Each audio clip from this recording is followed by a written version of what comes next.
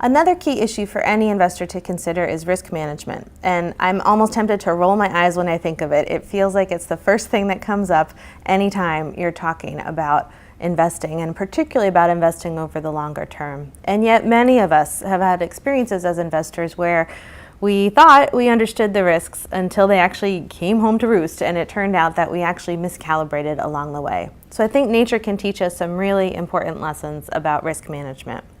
One of my favorite creatures to think about here is a plant called the Knobcone pine tree. It grows out in the western part of the United States. And for those of us who live in the east like me, it looks like a normal pine tree at first glance. It's got needles and pine cones and a nice solid trunk, just like any other pine tree. But when you get up close, you see that there's a set of cones on this tree that are actually stuck all over the trunk. It's like a little kid went astray at arts and crafts class and just kind of glued them into place. It looks like they don't really belong where they are. And if you were an efficiency expert or a risk management expert, you would try to figure out what the function of these cones were.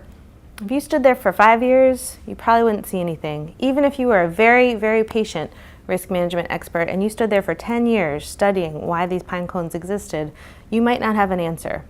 But if you stayed 30 years or 40 years, you would see that these cones are really particular. They're sealed shut very, very tightly, and they only open under extreme heat. So when a forest fire comes through the forest, these are the cones that spring open. They actually look like fireworks. They explode the seeds. And this is what ensures the propagation of the species in times of true disaster.